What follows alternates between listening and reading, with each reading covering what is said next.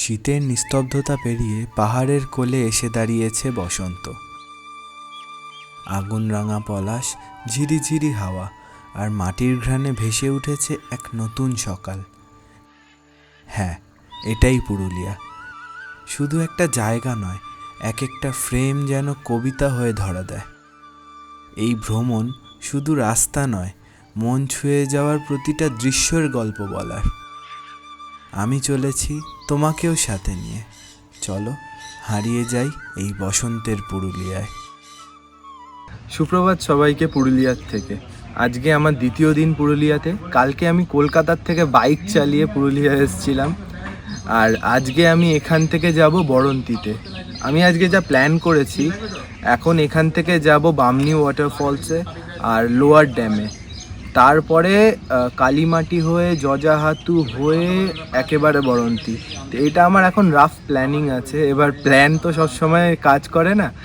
আর এখানে এখন বাজে 10টা, আমার খুব লেট হয়ে গেছে, কারণ এখান থেকে আমার বরন্তি পৌঁছাতে ম্যাপে দেখাচ্ছে 6 ঘন্টা সময়, কিন্তু যেহেতু আমরা দাঁড়াবো, ভিডিও করব, তো টাইম লাগবে। বেশি কথা না বাড়িয়ে চলো এগিয়ে যাই, আর আজকের ভিডিওটা এখান দিয়ে শুরু করা যাক। বাইক চলেছে আমার 13298।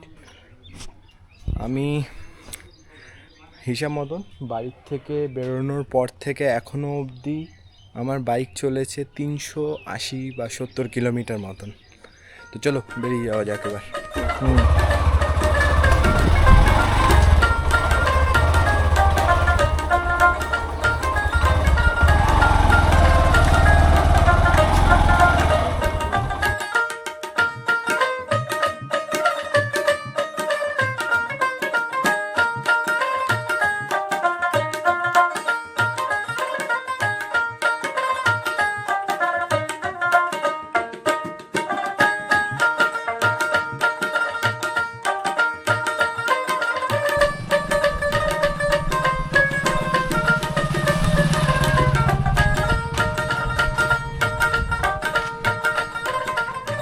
এখন মার্বেল লেকে চলে এসেছি।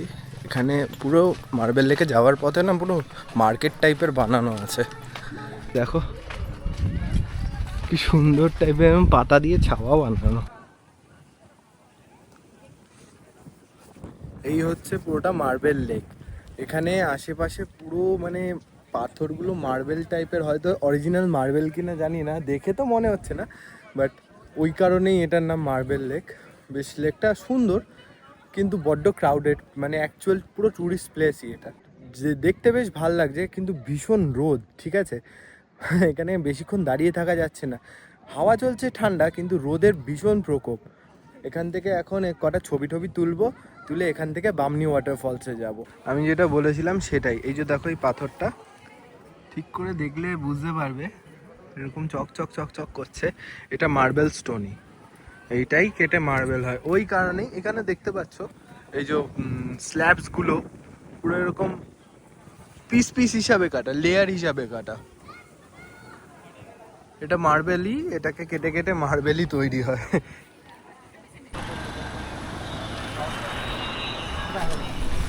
এটা বামনি ওয়াটারফলসের গেট ছিল, এখান থেকেই ফেরত যাচ্ছি, কারণ এখানে বলছে প্রায় 600 থেকে 700 সিঁড়ি আছে, নিচে গিয়ে আবার উপরে আসতে হবে। তো এখানে অনেক সময় কেটে যাবে আমি যদি যাই। তো আমার মাথায় একটা বুদ্ধি এলো যে বেকার বেকার এত খাটনি করে কি হবে, ড্রোনটা কিনেছি পয়সা দিয়ে, ড্রোনটাই উড়িয়ে দেখি, দেখতে পেয়ে যাব।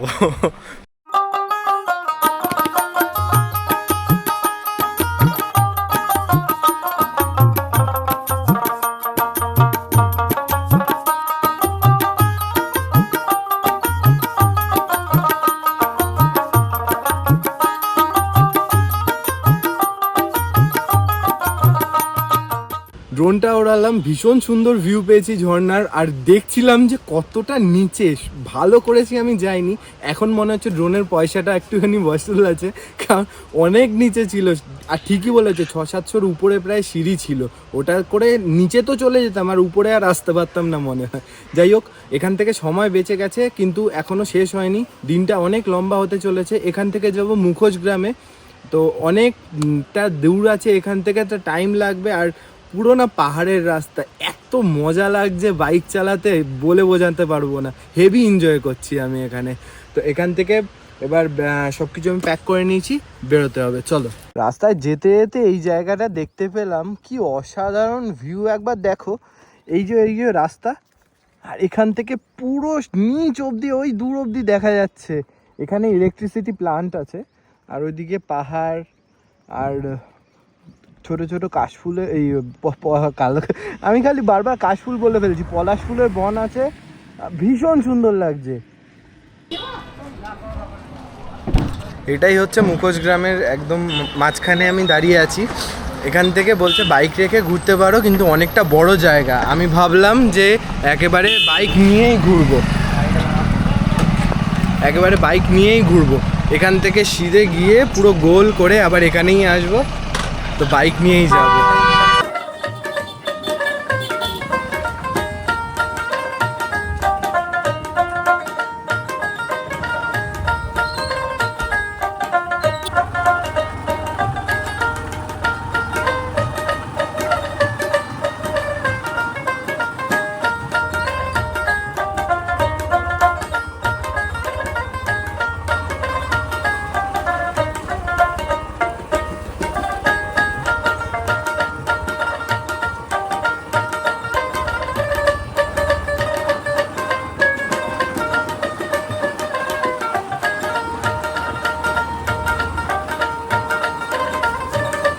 কাকুটা যে রাস্তাটা বললো, সে রাস্তাটা হয়তো আমি বুঝতে পারিনি, আমি অন্য রাস্তায় চলে এসেছি।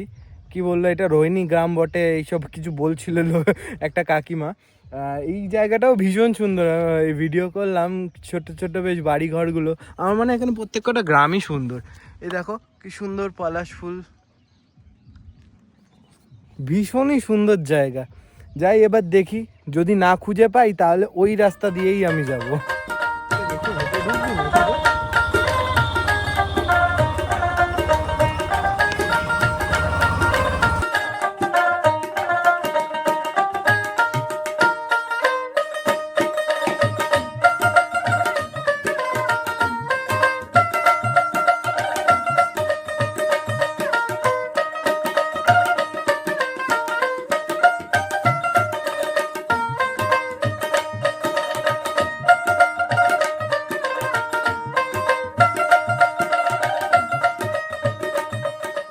এই মুখোশ গ্রামটা ঘুরে দেখলাম, খুব ভালো লাগলো। আমি আমার বাড়ির জন্য দুখানা মুখোশ নিয়েছি, ভীষণ সুন্দর। তোমরা এখানে এলে অন্তত কিছু হলেও ছোটোখাটো কিছু জিনিস নিও, কারণ এখানকার এটা একদমই প্রত্যন্ত গ্রাম, মানে ছোট একদমই গ্রাম। এদেরকে সাহায্য করা হয়তো আমাদের উচিত। আর দাম এমন কিছু বেশি না, আমার মনে হয় যে কেউ সেটাকে অ্যাফোর্ড করতে পারবে। ছোটোখাটো জিনিস 50 টাকা দিয়েও আছে। আমি এখন কালীমাটির মোড়ে একটা হোটেলে বসে আছি, মাংস ভাত নিয়েছি, ভীষণ খিদে পাচ্ছিল। সুইট অ্যান্ড হোটেল বলে নাম। সময় হয়েছে এখন 1:30, আর বাইরে বীভৎস গরম, বাইক চালাচ্ছি যেন লু বইছে হাওয়াতে। আর খাবারটা খাবো, খিদে পেয়েছে। এখান থেকে যাব ঝালদা। তো জানি না, ভীষণ গরম, বাইকটা চালানো একটা টাস্ক হয়ে যাচ্ছে, পুরো গরমকালে সে গরম লাগছে। খাওয়া দাওয়া হয়ে গেছে, বেরোবো এবার এখান থেকে। একটুখানি আইসক্রিম খেয়ে নিয়ে 5 মিনিট বসে যাই। এখানে বসে বসে আমি একটা জিনিস নোটিস করলাম, পুরুলিয়ার ওয়েদারটা না বড্ড আজব। দিনের বেলা এত গরম লাগবে, মানে আমি যে বসে আছি বীভৎস গরম, আর রাতের বেলা ফ্যান চালাতে গেলেও দুবার ভাবতে হবে, এরকম ব্যাপার। মানে এত ওয়েদার ফ্লাকচুয়েট না, শরীর খারাপ হয়ে যেতে পারে। ওই কারণে আইসক্রিম খাচ্ছি। আর পিছনে পুরো পলাশ ফুলের বন দেখা যাচ্ছে, তার পিছনে পাহাড়, বীভৎস সুন্দর। তারপরে বেরিয়েই আমার ভীষণ ইচ্ছা করছিল ওই পলাশ ফুলের জঙ্গলটাতে ঢুকতে, আর আমি ঢুকে যা দেখতে পেলাম, থাক আর বলে কাজ নেই, তোমরাই দেখে নাও।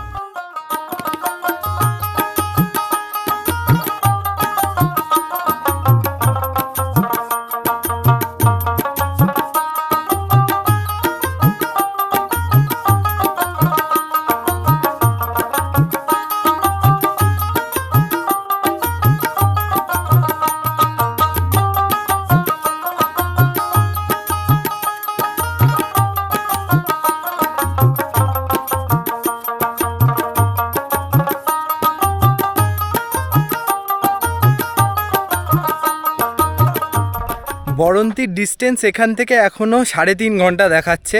আর আমি এখনও দাঁড়িয়ে আছি সেই কালীমাটিতেই। কালীমাটি ছাড়িয়ে ঠিক 100 থেকে 200 মিটার আগে বাদিকে একটা রাস্তা চলে আসছে। এরকম একটা জায়গা তোমাদেরকে ভিডিওতে দেখালাম, কি অস্বাভাবিক সুন্দর, মানে চারিদিকে পলাশ বন ভর্তি। এখানে কমসে কম আমি 1.5 থেকে 2 ঘন্টা কাটিয়ে ফেলেছি। জানি না এখনও অবধি কী করে 3.5-4 ঘন্টা ধরে আমি যাব, কখন পৌঁছাবো। 3টে বেজে গেছে এখন অলরেডি। 3টে না, সরি 4টে বেজে গেছে। হ্যাঁ, অ্যাকচুয়ালি 4টে বাজে। তো জানি না কখন কি করব, কিন্তু এই জায়গাটা ছেড়ে আমার যেতে ইচ্ছা করছে না। রোদে পুড়ে গেছি, এত কড়া রোদের তাপ, তার মধ্যে দাঁড়িয়ে ছবি ভিডিও তুলেছি। অস্বাভাবিক, পুরো ফাঁকা জায়গা, এত সুন্দর, দেখো চারিদিকে পলাশ ফুল। এটা সত্যি ইনক্রেডিবল, কিন্তু যেতে হবে অনেকটা রাস্তা এই রোদের মাঝখানে। তারপরে ননস্টপ 2.5 ঘন্টা আমি বাইক চালালাম, আর আমি চেষ্টা করছিলাম যাতে সন্ধ্যের আগে পৌঁছে যাই, যাতে অন্ধকারে আমাকে বাইক না চালাতে হয়, কিন্তু সেটা আর হলো না। এখন 6:30 বেজে গেছে, আমি এখনও বরন্তি পৌঁছাইনি। এখনও 25 কিলোমিটার বাকি এখান থেকে, মোটামুটি আধ ঘন্টা মতন লাগবে। এখন একটুখানি ব্রেক নিলাম, কারণ কন্টিনিউয়াস চালিয়ে গেছি। অলমোস্ট কত কিলোমিটার হবে ওখান থেকে? 120 ছিল, হ্যাঁ প্রায় অলমোস্ট 100 কিলোমিটার টানা চালিয়েছি। তো এই কারণে একটুখানি দাঁড়াচ্ছি, দাঁড়িয়ে 5 মিনিট মতন একটুখানি গা হাত পা স্ট্রেচ করবো, তারপরে এখান থেকে এগোবো। রাত হয়ে গেছে। এবার হাইওয়ের অবস্থা যেহেতু মানে অত্যাধিক বড় হাইওয়েও না, আর পার্টিশান নেই, সিঙ্গেল লাইন হাইওয়ে, তো সামনে থেকে গাড়ি ফাড়িগুলো আসছে সব হাই বিম করে, খুব সমস্যা হচ্ছে বাইক চালাতে। ওই কারণে এবার কি মানে একটু যা সমস্যা হচ্ছে। ফাইনালি এখন হয়েছে সময় 7:30, আর আমি চলে এসেছি হোটেলে। কী নাম? Green peak resort. আমি ঠিক করিনি, আমি এখানে এসে দেখলাম, দেখে ঠিকঠাক লাগলো, বুক করে দিই, মানে এসে বলে দিয়েছি। 1000 টাকা নিল, খারাপ না। 1000 টাকা অনুযায়ী রাতটাই শুধু কাটাবো আমি, তো ভালোই। এখানে খাওয়া দাওয়ার বলেছি, খাবো। 7:30 বেজে গেছে, খুবই লেট হয়ে গেছে, অনেক টাইম নষ্ট হয়ে গেছে। ফ্রেশ হব, স্নান করব, ব্যাস, আর কিছু না। ফ্রেশ হলাম, তারপরেই অর্ডার দিয়েছিলাম চাউমিন, এগ চাউমিন আর মাংস কষা। এটা আমার রাতের ডিনার। খাবো, খেয়ে ঘুমিয়ে পড়বো, আর কিছু নেই। কিন্তু এখানে ভিডিওটা শেষ হচ্ছে না। কালকে সকালবেলা বরন্তি নদীতে তোমাদেরকে নিয়ে যাব। তো এখান থেকে সিধে যাবে তোমরা বরন্তি নদীতে, কিন্তু আমি এখন খেয়ে দিয়ে ঘুমাবো। Tata, good morning. উঠে গেছি আমি, আর এখন আমি যাব বরন্তি নদী। এই যে এই জায়গাটাতে আমি কালকে রাতে ছিলাম, খুব সুন্দর একটা রিসর্ট, ভালো দেখতে। বাইকও রেডি হয়ে গেছে। এখান থেকে যাব বরন্তি নদী, একদম পাশেই, গিয়ে তোমাদেরকে দেখাচ্ছি। রামচন্দ্র